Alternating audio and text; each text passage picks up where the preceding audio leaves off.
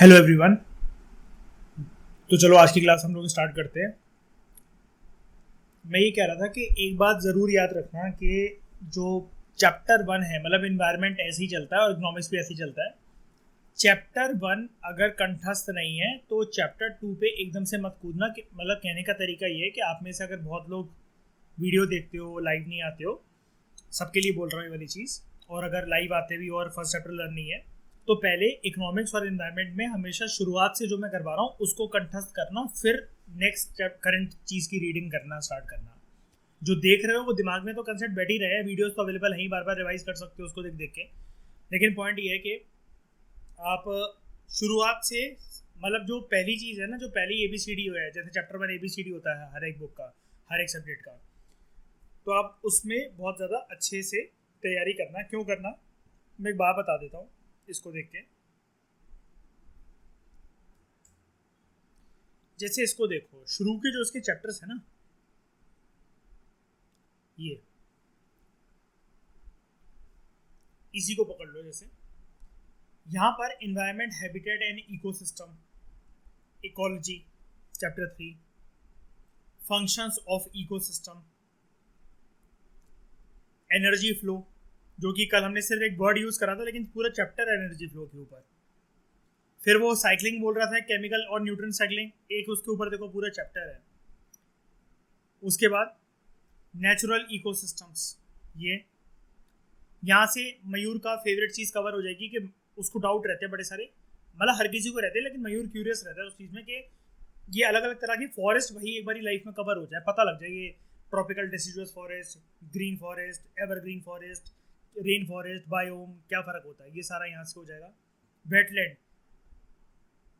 ये मैनग्रूव्स कल सिर्फ एक करवाया था, पूरा का पूरा उसके ऊपर भर भर के भरमार कंटेंट है।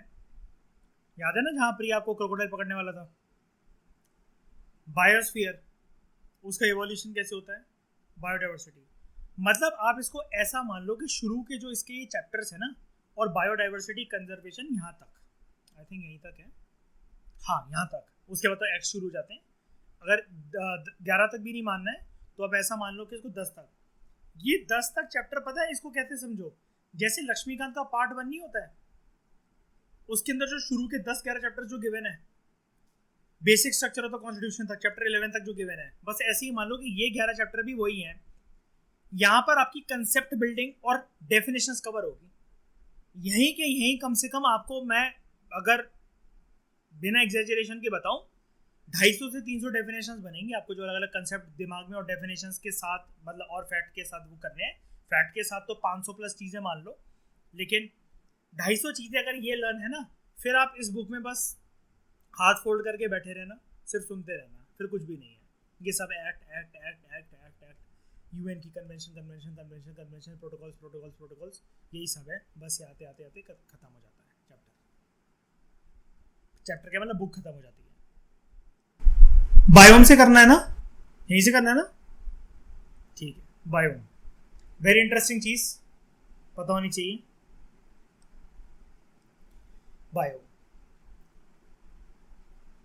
बायोम का टॉपिक स्टार्ट कराने से पहले भाई बड़ा अच्छा लगता है जब हज़ारों रुपए फीस देखने को मिलती है, धड़ाधड़ धड़ाधड़ फ़ोन पे होते हैं। तो इसको बरकरार रखना, मतलब अभी के लिए नहीं, लाइफ टाइम के लिए, कि 3-3 लाख रुपए पर मंथ डलवाते रहना सिलेक्शन के बाद, है ना। तो अभी बल्क में अमाउंट अच्छा लगता है, तब और ज़्यादा बल्कि अमाउंट होगा तो और अच्छा लगा करेगा। फिर मैं लाख लाख करोड़ों करोड़ों रुपए से ट्रेडिंग करा करूँगा। अब देखते हैं भगवान की कृपा से कितने बनते हैं इस बारी पैसे। अच्छा, एक बात और कहनी थी सबसे मेरे को, कि जैसे ही आप लोग ये कर लो, मतलब मैंने कुछ पेंडिंग वीडियोस दी थी आपको ट्रेडिंग अनलिमिटेड की, उसके बाद उसमें लाइव आने लग जाओ मेरे साथ। मैंने अंकिता प्रिया को बोला था निपटा लो जल्दी उस वीडियोस को, 7-8 वीडियोस दिए, ज़्यादा नहीं है। उसके बाद मैं चाहता हूँ कि आशिमा जैसे लाइव क्लास लेती है, दिवजोत आती है लाइव क्लास में, आप लाइव ट्रेडिंग सीखो, लाइव प्लेटफॉर्म सीखो, और भी अगर कोई डाउट है उन वीडियो से समझ में ना आया तो मुझसे पूछ लेना उनको। लेकिन ख़त्म करके, रेदर देन वॉचिंग कोई वीडियोज़, या फिर खाना खा रहे हो तो खाना खाते ही बैठ गए 45 मिनट, वॉक करने गए तो वॉक ही करते रह गए, वहाँ पर कोई मिल गया तो ये हुआ करते ही रह गए, कुछ प्रोडक्टिव चीज़ सीखो। तो बायोम क्या है, बायोम एक बहुत बड़ा नेचुरली अकरिंग कम्युनिटी होता है फ्लोरा की और फौना की।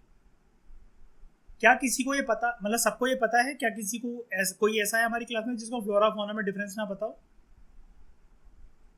Be frank. मयूर, आपको नहीं पता? ठीक है। फ्लोरा का मतलब होता है पेड़ पौधे, फौना एनिमल्स। बस मयूर ये याद रखना पड़ेगा, फ्लोरा मतलब जैसे कहते हैं ना फ्लावर, बस अगर ये याद हो गया दूसरा वाला अपने आप याद हो जाएगा, क्योंकि इसमें कोई लॉजिक नहीं लग सकता। फ्लोरा मतलब फ्लावर, मतलब जैसे इमीडिएटली जैसे किसी को बोलना होता है ना, तो 1 मिनट के लिए ब्रेन मेरा भी स्टक हो जाता है कभी कभार, कुछ कुछ चीज़ें ऐसी होती है ना, जैसे इंट्रा वर्ड होते हैं जैसे, है ना, या फिर माइक्रो मैक्रो वर्ड होते हैं, तो ब्रेन जैसे एकदम से फ्रीज हो जाता है। तो बस फ्लोरा वर्ड अगर याद है तो फ्लोरा मतलब फ्लावर्स, तो प्लांट और पेड़ पौधे और से रिलेटेड होता है, ठीक है, जो कि एक मेजर हैबिटेट ऑक्यूपाई करता है, ठीक है। तो एक लार्ज नेचुरली अकरिंग कम्युनिटी होती है जहाँ पर पेड़ पौधे जानवर वगैरह अपने किसी घर में रहते हैं, हैबिटेट में रहते हैं, ठीक है। Example, rain forest biome, tundra biome. मैंने बोला अभी टेंशन लेने वाली बात ही नहीं है। क्यों नहीं है? बिकॉज इंडेक्स में भी मैंने दिखाया ना, इनके ऊपर पूरे पूरे चैप्टर्स हैं, ठीक है। प्लांट्स और जो एनिमल्स होते हैं बायोम के अंदर, एक पर्टिकुलर बायोम के अंदर जो प्लांट्स और एनिमल्स होते हैं उनकी कॉमन कैरेक्टरिस्टिक्स होती है ड्यू टू सिमिलर क्लाइमेट। ये याद रखना, थोड़ी सी इस लाइन की टोन में गड़बड़ी है। क्या गड़बड़ी है?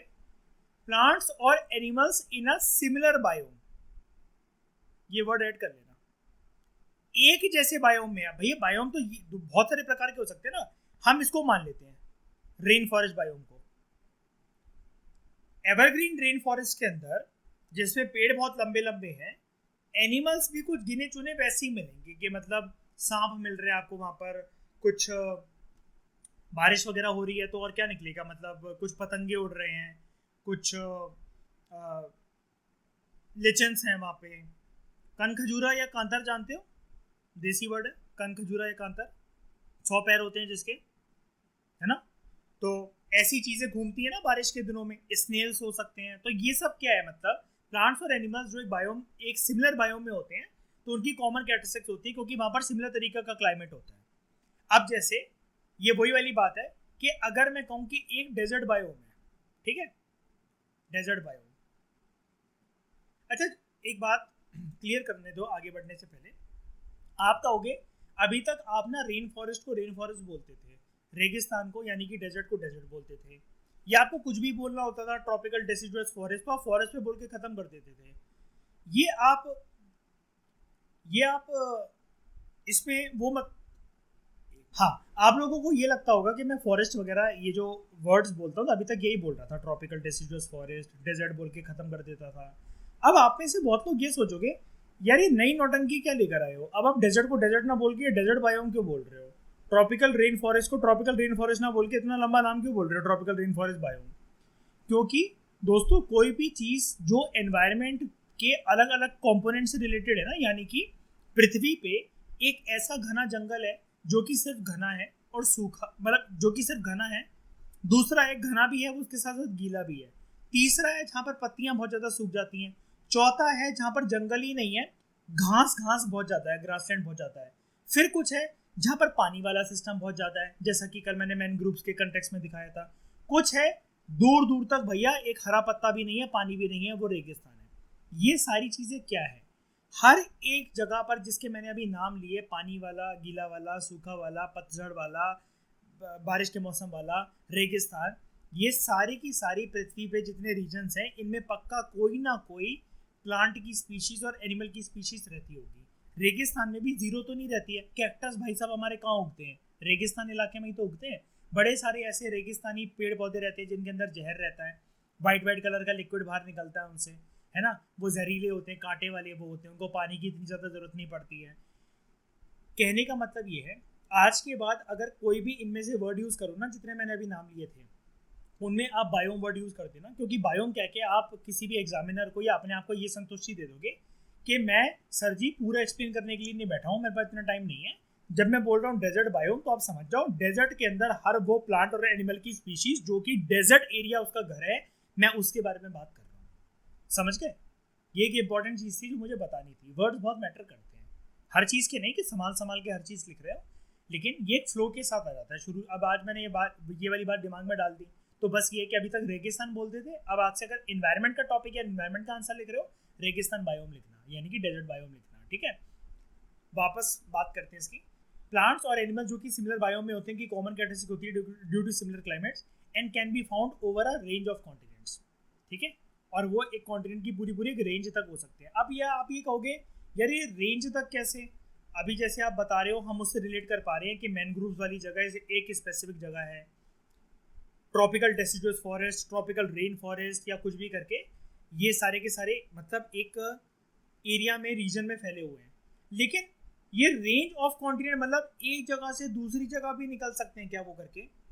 बिल्कुल निकल सकते हैं यार। जैसे अगर मैं एक बहुत अच्छा एग्जांपल मैं अगर आपको दे दूं, रशिया बहुत बड़ी कंट्री है, उसके उरल माउंटेन्स यहाँ पर आते हैं डिवाइड करने के लिए यूरोप को एशिया से, जो यूरेशिया वाला बॉर्डर बनता है ना। यहाँ पर वो ठंडा इलाका है, इसको हम इससे ऐसे करके बनाओ, यहाँ पर ये वाला पूरा ऊपर रशिया ठंडा इलाका है। आपने देखा भी होगा यूट्यूब पे बड़ी सारी वीडियोस, ट्रेन गुजरती है वहां से, बर्फ बिल्कुल इर्द गिर्द ऐसे उछलते हुए जाती है ना, सेंट पीटर्सबर्ग वगैरह, ठीक है, या फिर व्लादिवोस्टॉक, बहुत सारी जगह है मतलब वहाँ पर रशिया के अंदर। तो ये जो नॉर्डिक कंट्रीज हैं, आर्टिक कंट्रीज हैं, इनमें पूरा एक मुझे बताओ सिमिलर तरीके का एक जोन नहीं रहता है बिल्कुल क्लाइमेट का। जैसे अगर मैं सिंप्लीफाई करने के लिए बोल दूँ, यूरोपियन क्लाइमेट यानी कि यूरोपियन कंट्रीज का क्लाइमेट लगभग सेम नहीं रहता कि वो ठंडा ठंडा ठंडा है, इमेजिनेशन में ये आता होगा। तो ये क्या है, ये कंट्री वाइज रेंज तक फैल रखा है, यानी कि वो प्लांट्स और एनिमल्स जो कि एक बायोम का पार्ट होते हैं, उनकी इस प्रकार से कॉमन कैरेक्टरिस्टिक्स होती है क्योंकि वहां पर क्लाइमेट सिमिलर है, ठीक है। And they can be found over a range of continent, यानी कि उनका जो स्प्रेड होता है वो बहुत ज्यादा वाइड होता है, बहुत ज्यादा वाइड हो सकता है, हमेशा नहीं होता, हो सकता है। इतनी बात समझ में आ गई? बताओ, बायोम के बारे में बहुत सारे फैक्ट्स है, बायोम पे पक्का क्वेश्चन बन सकता है क्योंकि आप नीचे खुद ही देखो कितने सारे पॉइंट्स हैं इसके, देखो बायोम के एक एक पॉइंट इंपॉर्टेंट है। बताओ, मैं आगे तभी बढ़ूंगा जब आपको समझ में आएगा। आप अमेज़न रेन फॉरेस्ट की बात कर लो, ये अमेज़न रेन फॉरेस्ट है नाम इनका, ठीक है। घना जंगल दिख रहा है आपको, थोड़ा सा अगर मैं इसके अंदर जाऊं, ये तो एरियल व्यू मैंने आपको दिया, ये वाला एरियल व्यू है, इसके अंदर चलते हैं चलो। यहाँ पर ये देखो कुछ इस प्रकार से इसके अंदर वातावरण है, ये ठीक है, ये गीला गीला रहता है, बारिश होती रहती है, ट्रीज बहुत लंबे लंबे हैं, सनलाइट की पेनिट्रेशन इतनी ज़्यादा नहीं होती है। स्पीशीज़ भी आप इमेजिन कर सकते हो यहाँ पर कौन कौन सी जैसे वो मिलेंगी। और ये पूरा का पूरा ये अमेज़न रेन फॉरेस्ट का ये व्यू है। इस प्रकार के कुछ पेड़ है, कुछ जंगल वाला इलाका है जहाँ पर आपको ये सब देखने को मिलता है। तो स्पीशीज़ लाइक यहाँ पर, ठीक है, ये प्लांट्स, इनकी बड़ी बड़ी जड़ें, कुछ सांप वगैरह, ये यहाँ पर निकलना कॉमन है। अब देखो इसका मैप, ये इतना सा है, ये एरिया देखो कहाँ का कितना ऑक्यूपाई करता है, किन किन कंट्रीज को ये देखो ऑलमोस्ट टच कर रहा है। ये देखो Venezuela, Colombia, Ecuador, Peru, Bolivia और ब्राज़ील के तो मेजर पार्ट में है ही। ये क्या है, ये बायोम अगर मैं कहूँ ये एक रेन फॉरेस्ट है, ये बायोम स्प्रेड हुआ कि नहीं हुआ बहुत सारी कंट्रीज में। इंटर कंट्री स्प्रेड है कि इसका नहीं है? भले इंटर कॉन्टिनेंट स्प्रेड नहीं है, लेकिन इंटर कंट्री स्प्रेड है कि नहीं है इसका? बताओ कितनी ज्यादा तादाद में ये फैला हुआ है कि नहीं? बताओ, अब समझ में आया? जैसे अगर ये अमेज़न रेन फॉरेस्ट है, खुद देखो ना आप इसे, ये देखो ये पूरा का पूरा स्प्रेड है। जैसे मतलब मान लो ये इन्होंने बॉर्डर जो बना रखा है फॉरेस्ट का, ये जहाँ मेरा माउस जा रहा है, खुद देखो Guyana, Suriname, Venezuela, Colombia, Ecuador, Peru, Bolivia, Brazil, हर जगह से देखो ये गिरा हुआ है। इंटर कंट्री बाउंड्री टच कर रहा है, उनका बॉर्डर टच कर रहा है, ये है। तो इसका मतलब यहाँ पर जो प्लांट और एनिमल्स की जो स्पीशीज मिलती होंगी, वो जो ब्राज़ील में मिलती होंगी ना, वही वेनेजुएला में मिलती होगी, जबकि ब्राज़ील टू वेनेजुएला काफ़ी दूर है, काफ़ी दूर है। जो सूरीनेम में मिलती होगी ना, वही पेरू के पास मिलती होगी। क्यों? क्योंकि ये है एक प्रकार का कॉमन वो बायोम, लेकिन सूरीनेम और पेरू बिल्कुल एक तरीके से आप ऐसा मान लो कि साउथ अमेरिका के एक्सट्रीम एंड्स पे है। मतलब ये शुरू के अगर इसके नॉर्दर्न पार्ट को लो, मतलब ऐसा जैसे मैं बना रहा हूँ तो आप मतलब समझ जाओ उसको, ठीक है। उसके बाद यूकोडोर में जो प्लांट की स्पीशीज मिलती होगी, या जो सांप यहाँ पर जो जंगलों में मिलता होगा, कोई एनाकोंडा मिल रहा है, कुछ भी मिल रहा है, तो वही चीज़ें यहाँ पर इस कोने में ब्राज़ील की मिलती होंगी, क्योंकि ये है एक प्रकार से कॉमन बायो। ये समझना बहुत इंपॉर्टेंट है। बताओ समझ में आ गया? आप रशिया की बात कर लो। रशिया वर्ल्ड की लार्जेस्ट कंट्री है। इसका एक्सपेंशन कितना ज़्यादा वाइड है, ये मान लेते अगर हम लोग, ये यूरल माउंटेन्स हैं, तो ये एशिया को यूरोप से अलग करते हैं, पर है तो वो रशिया के अंदर ही ना। अब यहाँ पर जो हमारा जो वो वाला है ना, जो लाइन दे रखी थी हमें इस पीडीएफ में, ये देखो कि बायोम्स जो हैं, प्लांट और एनिमल की स्पीशीज वहाँ पर कॉमन कैरेक्टरिस्टिक्स के साथ सिमिलर क्लाइमेट होने की वजह से वो रेंज ऑफ कॉन्टिनेंट तक वेरी कर सकती है। इसको अभी प्रूफ कर देते हैं यहाँ पर चल के। ये देखो, इसका मतलब रशिया के इस कोने में, यहाँ पर ये जो मेरा माउस दिख रहा है, रशिया के इस एक्सट्रीम ईस्ट या एक्सट्रीम राइट के कोने में जो प्लांट और एनिमल की स्पीशीज मिलती हैं, वो यहाँ से होते होते होते होते यूरोप में एंटर करते करते इस रीजन में भी मिलती होंगी। क्यों? ये तब मिलेंगी जब यहाँ पर एक बायोम है जिसमें क्लाइमेट जो यहाँ पर है वही क्लाइमेट यहाँ मिलना चाहिए, और है ये पूरा बर्फीला इलाका, अगर ये पूरा का पूरा, तो बर्फ के इलाकों में जिस प्रकार के पाइन ट्रीज या फिर रेंडियर्स या फिर क्या कहते हैं उसको हम लोग, पोलर बियर, स्नो लेपर्ड, ये सब कुछ आपको इधर इसलिए मिलेगा बिकॉज ये पूरा बर्फीला इलाका है with a common climatic condition. अब जैसे यहाँ पर अगर मैं आपको एक बात बताऊँ, ये इंटरकॉन्टिनेंटल था। आपके सामने देखो एक चीज लिखता हूं मैं यहाँ पर,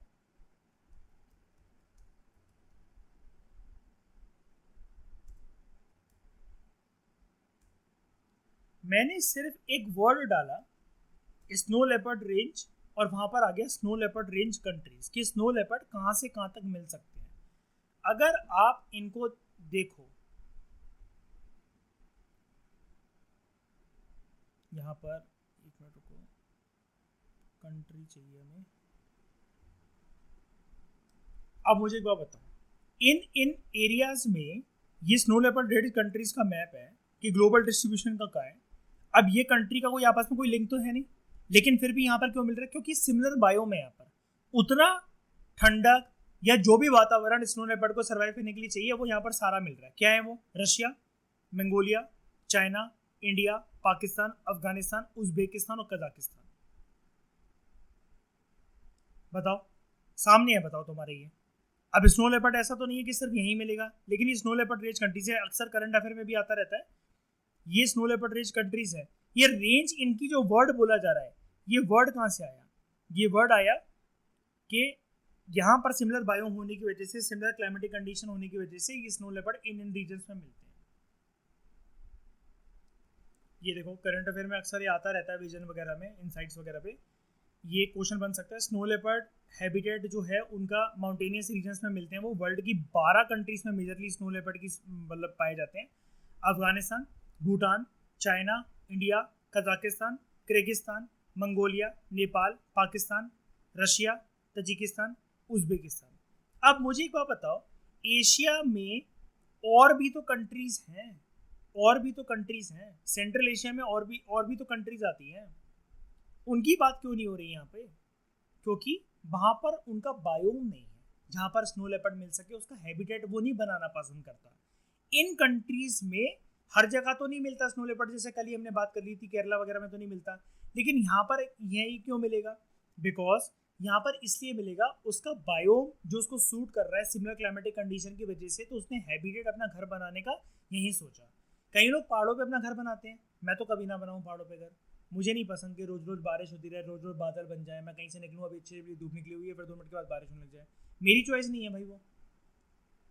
यही चीज़ है, प्लांट और एनिमल्स जो कि एक बायोम में होते हैं उनकी कॉमन कैरेक्टरिस्टिक्स होती है due to similar climates and they can be found over a range of countries. जैसा कि अभी मैंने आपको दिखा दिया, यहाँ पर आप लेपर्ड रेंज कंट्रीज का एग्जांपल लिख सकते हो। इसलिए आपको कहता कि समझ में आ जाएगा, मैं बिना समझे आगे नहीं बढ़ना चाहता।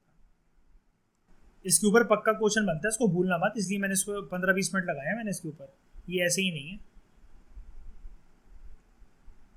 जैसे शैली आप ये पूछ रहे हो कि वो वहाँ पर सेंट्रल एशिया की पूरी कंट्रीज में नहीं मिल रहा। अगर मैं ये कहूँ, जो मैंने अभी आपको 12 कंट्रीज के नाम गिनवाए, ये यहाँ पर ब्राजील का नाम नहीं दिख रहा मुझे, यूएसए का नाम नहीं दिख रहा मुझे, जरा ऑस्ट्रेलिया नहीं दिख रहा मुझे, जरा नहीं रहना चाहता भाई वो वहाँ पे, उसको नहीं बनाना घर, नहीं बनाना वहां पर, क्योंकि कॉमन कैरेक्टरिस्टिक्स नहीं है और सिमिलर क्लाइमेट नहीं है। ये वही वाली बात होगी कि अमेज़न रेन फॉरेस्ट बहुत बड़ा, भाई साहब आप यहाँ क्यों नहीं रह लेते हो, स्नो लेपर्ड, मतलब स्नो लेपर्ड भाई साहब आप उधर क्यों घूमते रहते हो, नहीं रहना भाई उसको, क्योंकि वहां पर कॉमन कैरेक्टरिस्टिक सिमिलर क्लाइमेट नहीं है। जो उसको हिमालय में मिल पा रहा है वो उसको अमेज़न रेन फॉरेस्ट में नहीं मिल पाएगा।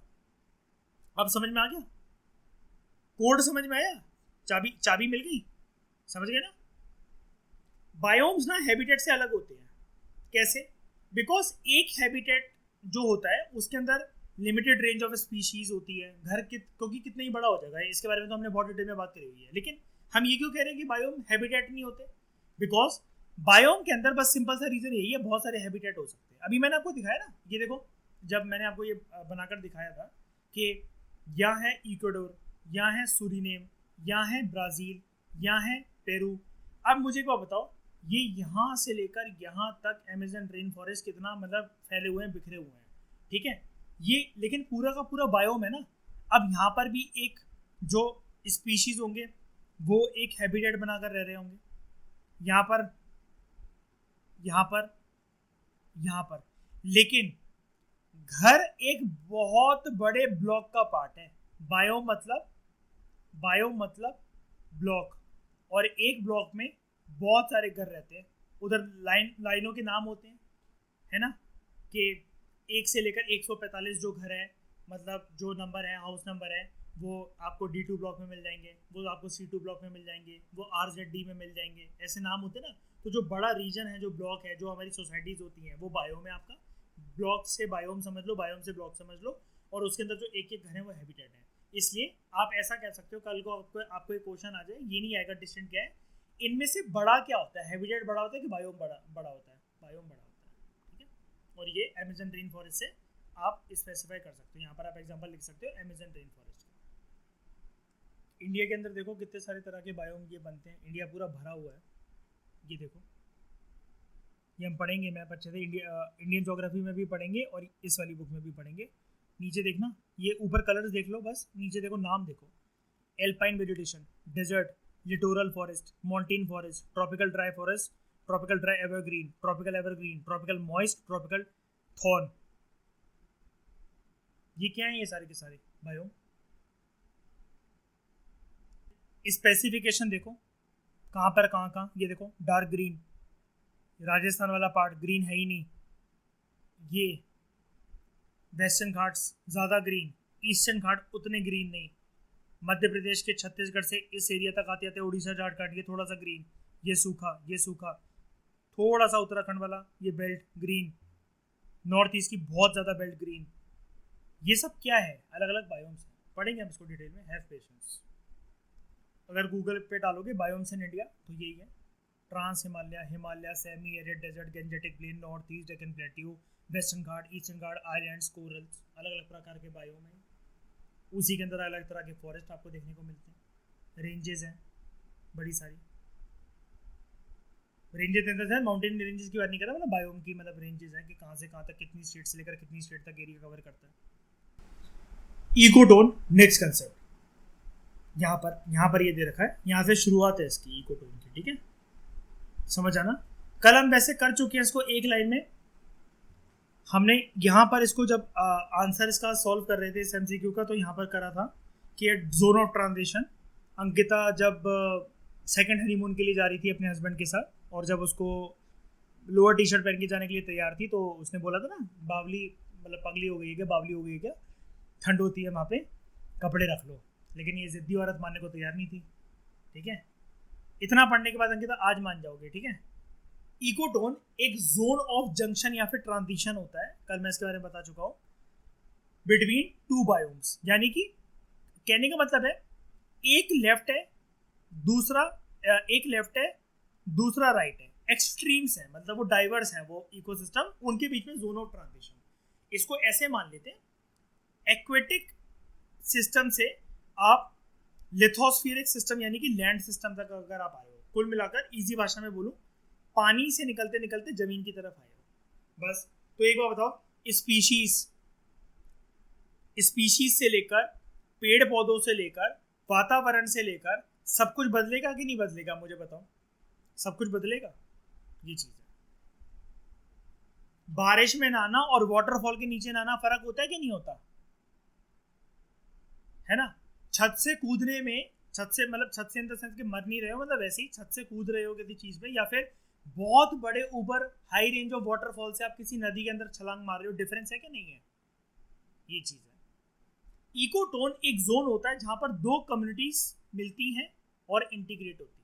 यानी कि आप यहाँ से अगर दूसरी, मतलब जैसे अंकिता ही है, मतलब मान लो वो पहाड़ तक जा रही है, अब ऐसा तो नहीं है कि वो जहाँ पर गए हैं अभी हनीमून के लिए गए हैं तो जो भी स्वीट बुक करेंगे, रूम बुक करेंगे, एरिया बुक करेंगे, वहाँ पर और भी कपल्स आ रखे होंगे, किसी ना किसी को तो देखेंगे ना, इंटरेक्शन होगा ना, बातचीत होगी ना, आप कहाँ से हो, अच्छा जी महाराष्ट्र से हूँ मैं दिल्ली से हूँ, मैं ये हूँ वो हूँ।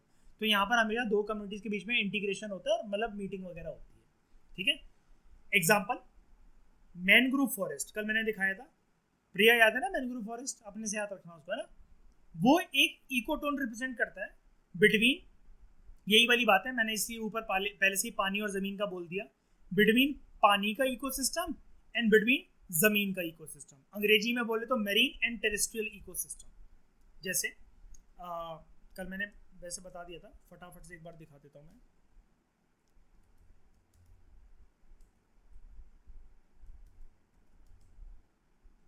ये देखो मैनग्रोव, इसके नीचे देखो तो ज़्यादा अच्छे से समझ में आएगा। इसके नीचे जाते हैं,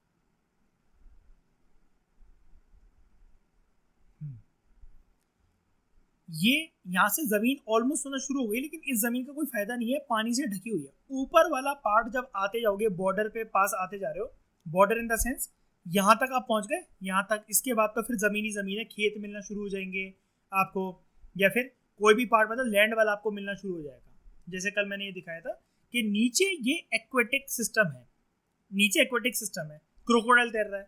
अब क्रोकोडाइल कभी देखा है, मतलब आने को कहीं पर भी आ सकता है, लेकिन देखा है जैसे कि खेतों में शहर पे डेली बेसिस पे घूम रहा हो, अब मार्केट निकले वहां 4 क्रोकोडाइल घूम रहे हैं, ऐसा तो नहीं होता ना। तो ये उसका हैबिटेट है, और हैबिटेट से भी ज्यादा मतलब मुझे ये बोलना चाहिए कि हम क्योंकि इकोटोन की बात कर रहे हैं, जोन ऑफ ट्रांजिशन। यहाँ पर जोन ऑफ ट्रांजिशन आपको क्या दिख रहा है, पानी से होते हुए बस सूखी जमीन पे आप चले आओगे।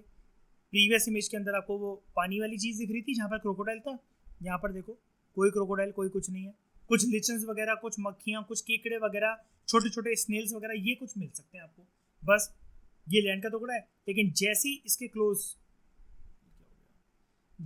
क्लोज जाते रहोगे, यहाँ पर गए, इधर लैंड से होते होते होते होते होते पानी की तरफ आए, ये चेंज हो गया। इसका सबसे प्यारा एग्जाम्पल मुझे लगता है, इतना अगर दिमाग में अगर इतना स्टैमिना नहीं है ये सब समझने का, बीच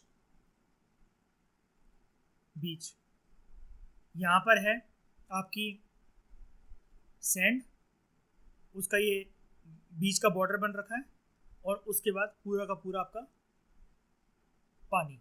घुमा फिरा के बात ये कहाँ पर चली आएगी, ये वाली बात घुमा फिरा के यहीं पर चली आएगी, मरीन और टेरेस्ट्रियल इकोसिस्टम, बीच। आप जैसे ये पूछ रहे हो कि बुक में ये एग्जांपल दे रखा है, बीच का बता रहे हो, एग्जांपल तो आप एनवायरनमेंट में भर भर के बना सकते हो ना। ये अभी कॉन्फिडेंस इसलिए नहीं होता बच्चों को या किसी को भी, आज जैसे आपको समझ में आ रहा है, गलती किसी की नहीं है इसके अंदर। अभी इतना कुछ पढ़ ही नहीं रखा है कि दिमाग और कोई एग्जांपल सोच सके। वो तो जो बता रहा है हमें, सेकंड चैप्टर भी तो है अभी हम लोग, अगर एनवायरनमेंट कोई पहली बार अपनी लाइफ में स्टार्ट कर रहा है, जो वो साफ साफ बताते जा रहा है हम उसको मानते चले जा रहे हैं। वो मैं इसलिए बता पा रहा हूँ, लेकिन एक बात बीच मैंने बोला, अब आपको क्लिक कर गया कि नहीं कर गया बताओ। बीच में यही तो है, जोन ऑफ ट्रांजिशन नहीं होता भैया। पानी पे जानने को आपको कौन बोल रहा है? बीच के अगर बिल्कुल इस तरफ खड़े हो, यहाँ पर आप बीच पे खड़े हो, लोग यहाँ पर आपको डूबते हुए दिख रहे हैं, कोई सुनामी कोई कुछ आ गया, आप तो यहाँ पर अपने रिजॉर्ट पर हो, कौन बोल रहा है आपको कि एक्वेटिक सिस्टम में जाओ? आप अपने टेरेस्ट्रियल इकोसिस्टम में भी रह सकते हो। समझ गए? ये चीज़ है, एग्जाम्पल कुछ भी यूज कर सकते हो। मैं तो छोड़, हाँ हाँ हाँ। अच्छा तो अच्छा, प्रिसाइज करना चाह रहे हो कि ये इकोटोन होगा कहाँ पे, है ना? कि स्टार्टिंग को क्या होगा, जहां दोनों की, जहां दो अलग अलग इकोसिस्टम की किस्सी हो जाएगी आपस में, वहां पर, ठीक है? जहां उनकी किस्सी हो गई वही वाला पार्ट है, मतलब जहां पे रेत अभी दूर है, पानी दूर है, दोनों शर्मा रहे हैं, लेकिन चल कर ही लेते हैं, तो किस्सी कर ली उन्होंने, बन गई इकोटोन। दूसरे और कुछ प्यारे प्यारे एग्जांपल्स भी हैं यहाँ पर, जैसे ग्रासलैंड, फॉरेस्ट और डेजर्ट के बीच का हिस्सा होता है, यानी कि पूरा घरा हरा भरा जंगल वैसा भी नहीं है, पूरा रेगिस्तान वो भी नहीं है, बीच का हिस्सा क्या है? ग्रासलैंड। अब बीच पे तो आप जैसे सैंड और पानी का मिलन एकदम से होते हुए कुछ बीच में कुछ देखते नहीं हो, लेकिन फिर भी अगर आप ध्यान दो ना तो उस पर पता क्या रहता है, हम लोग उसको ये बोल सकते हैं ना, ये कीचड़ वाला हिस्सा है, जो कीचड़ वाला हिस्सा ये उधर का इकोटोन है। ऐसे ही यहां पर वो क्या बोल रहे हैं हमसे, पूरा का पूरा जंगल घना और पूरा का पूरा डेजर्ट, इसके बीच में जो चीज होती है वो क्या होती है? जब भी ऐसा कुछ एनवायरनमेंट के अंदर होता है, बड़ी बड़ी ग्रासेस उगती हैं, ये ऐसे, और वो बनता है grassland, and that is grassland is ecotone. This is very important, कि हम लोग जानते भी नहीं है, बचपन से इन सब चीजों को सुनते हैं, ग्रासलैंड और ये वो करके। इकोटोन क्या है ना? एस्चुराइन या एस्चुरीन भी बोल सकते हो आप इसे, फ्रेश वाटर और सॉल्ट वाटर के बीच में जो जगह है वो एस्चुराइन है, again it is a ecotone. And last है आपका रिवर बैंक या फिर मार्शलैंड, ड्राई और वेट के बीच में जो होता है, यानी कि मैंने पहले ही बना दिया, दलदली कीचड़ वाली जमीन, मार्शलैंड रिवर बैंक, ये वही है। मार्शी लैंड को आप वो जैसे जानते भी होगे ना, कभी कभार एक बॉगमायर बन जाता है। बॉगमायर जानते हो क्या होता है? बॉगमायर बताऊं? वैसे ये फिनोमेना हिंदी में तो सब लोग जानते होंगे, वैसे यार कभी कभार किसी आइलैंड के पास या किसी बीच के पास या खेतों के दूर जाकर जब समुद्री इलाका या फिर रिवर बैंक शुरू होता है, तो कभी कभार वो नहीं होती, गीली मिट्टी में फंस गए दलदली जमीन में, आपको खींचते चली जाती है अंदर, जितनी ज्यादा दम लगाओगे उतना अंदर चले जाओगे, उसको बॉगमायर कहते हैं। बॉगमायर, बॉगमायर नहीं देखा कभी क्या? पिक्चरों में तो देखा ही होगा पक्का। ये देखो, अभी पता लग जाएगा।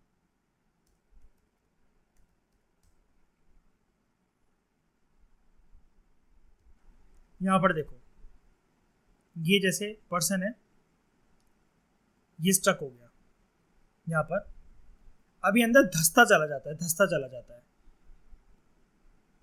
गीले उसमें, ये जितनी ज्यादा दम लगाते हैं उसके अंदर उतना ज्यादा हो जाता है, उसको निकलने की ट्रिक होती है। यूट्यूब पे बियर गिल्स वगैरह भी, मतलब मैंने देखा है, यूट्यूब पे नहीं, मतलब बियर गिल्स वगैरह मैंने वर्सेस वाइल्ड वगैरह में उस पर देखा है। हाँ, इसको कई लोग ना वो बोलते हैं, नाम याद आ गया, ये लिखा हुआ है quick sand, sorry quick sand, और उसमें लोग वो हो जाते हैं, सिंक हो जाते हैं।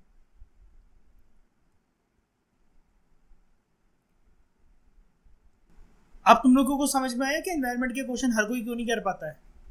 लोग भागते हैं एकदम से। मैंने शंकर आईएएस ना 4 दिन के अंदर कंप्लीट कर ली, मैंने 11 दिन लाइब्रेरी के अंदर टेस्ट सीरीज वगैरह के अंदर प्रैक्टिस करी, और शंकर आईएएस मेरी इन्वायरमेंट खत्म हो गई है।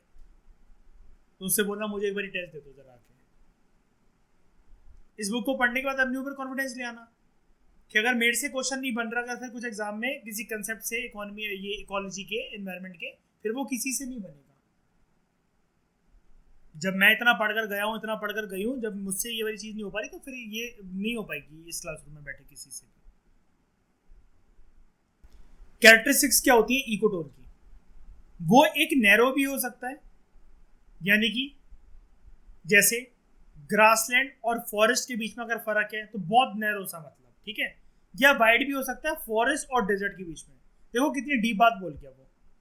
जैसा कि ये, इसको हटाओ, इस एग्जाम्पल को हटाओ, मैं ऊपर वाली बात करता हूँ। शैली या कोई भी, याद है मैंने अभी बोला जहां पानी और रेत की किस्सी होगी बीच पर, वो एक उनका क्या होगा, बहुत नैरो सी चीज नहीं है। बताओ जरा मुझे, मतलब पता भी नहीं लग पा रहा है कि पानी वेव्स आई, सैंड को टच करके ले गई और अपने साथ ले गई वो रिलेशनशिप में, वो उसका इकोटोन है।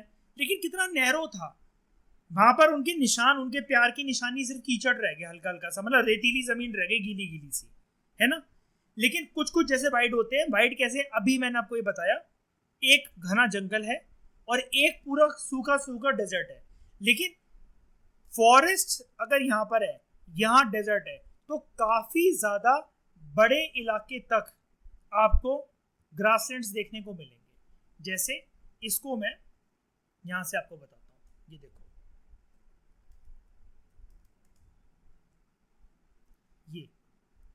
ये आपको छोटा मोटा इलाका दिख रहा है, ये एक दिन में ट्रैवल कर लोगे पूरा ये इलाका? ये आपको छोटा लैंड दिख रहा है ये, कि यहाँ से लेकर यहाँ तक आप चल लोगे एक दो दिन लगाकर? काफी बड़ा एरिया ना। इससे पहले पक्का कोई ना कोई फॉरेस्ट रह चुका था, और इसके बाद पक्का आपको कोई ना कोई डेजर्ट मिलेगा। ठीक है, जैसे शुरू शुरू में वो ऐसा एरिया था, फिर वहां पर घास आती चली गई, घास और ड्राई होती चली जा रही है, घास के मैदान सूखे सूखे आपको नजर आ रहे हैं, स्पीशीज भी अब तो वहां पर नजर आने लग गए, और अल्टीमेटली फिर आगे चलते चलते वहां आपको थोड़ा दूर और जाओगे तो बस ये घास ऑलमोस्ट खत्म, और उसके बाद फिर डेजर्ट डेजर्ट डेजर्ट डेजर्ट। शुरुआत आपने कहां से करी थी? फॉरेस्ट से, फॉरेस्ट से, डेंस फॉरेस्ट से। ऐसे ही बिहेव करती हैं सारी चीजें। परफेक्ट एग्जांपल मिल गया, वेस्टर्न घाट, हरियाली हरियाली हरियाली हरियाली, गुजरात तक आते आते और राजस्थान तक आते आते पूरा सूख जाता है, वो पूरा सूख जाता है। ठीक है, ये क्या है, ये वाला जो एरिया है, इसका मतलब अगर मैं ये कहूं, मैं वेस्टर्न घाट से ऊपर की तरफ आ रहा हूं, रन ऑफ कच्छ में तो दूर दूर तक कुछ भी नहीं है, ये तो मून की मिट्टी लग रही है। रन ऑफ कच्छ में तो दूर दूर तक कुछ भी नहीं दिख रहा मुझे। यहाँ क्या दिख रहा है बताओ? सूखी सूखी जमीन है, पूरी की पूरी है, कोई वेजिटेशन दूर दूर तक कुछ दिख रही है? कुछ दिख रहा है? नहीं दिख रहा। ये क्या हो गया? वेस्टर्न घाट से आते आते यहां तक, यानी कि जो बीच का, ये मतलब जब ये चीज पूरी नहीं बनी थी और वेस्टर्न घाट पूरी तरीके से एरोड नहीं हुआ था, बीच का उनका जो एरिया था, यानी कि ये वाला, ये वाला, ये यहाँ पर कुछ, ये इकोटोन है इधर का, ये इकोटोन है। कुछ भी ऐसे बनाकर भी दिखा सकते हो, ऐसे इंडिया का मैं बनाकर ये वाला पार्ट जो मैं तुम्हें बता रहा हूँ ये बना दो, कितना यूनिक आंसर हो जाएगा। इंडिया में किसी का दिमाग ही नहीं है इतना कि ये लगाते ये आंसर, ये इतना लोग क्योंकि भागते हैं ना, बेसिक सब्जेक्ट में टाइम देंगे नहीं, करंट अफेयर के नोट्स बनाएंगे बैठ बैठ के, वहां उसको पढ़ते रहेंगे, विजन की मैगजीन को घसीट घसीट के, ब्लू हाईलाइटर, पिंक हाईलाइटर, ये highlighter, online lectures, only IAS के लेक्चर 1, लेक्चर 2, लेक्चर 3, जहां टाइम लगाना चाहिए वहां कोई टाइम लगाता नहीं है, जो कि वन टाइम इन्वेस्टमेंट है सिर्फ। मुझे अगर मेरी गर्लफ्रेंड को किस्सी करनी है, ठीक है, हम दोनों कितना भी शर्मा लें आपस में, वो मेरे बहुत दूर तो नहीं होनी चाहिए ना, वाइड तो नहीं होनी चाहिए ना, we should be standing at the narrow position. पास होगी जब गैप नहीं होगा तभी तो किस होगी उसकी और मेरी। वाइड मतलब क्या? दूर दूर से नैन मटक के दिखा दिखा के प्यार कर रहे हैं, यानी कि पहले हफ्ते, पहले महीने, पहले साल वाला प्यार है ना। और ये वाला धमाकेदार रिलेशनशिप वाला या फिर हस्बैंड वाइफ वाला प्यार, यही चीज।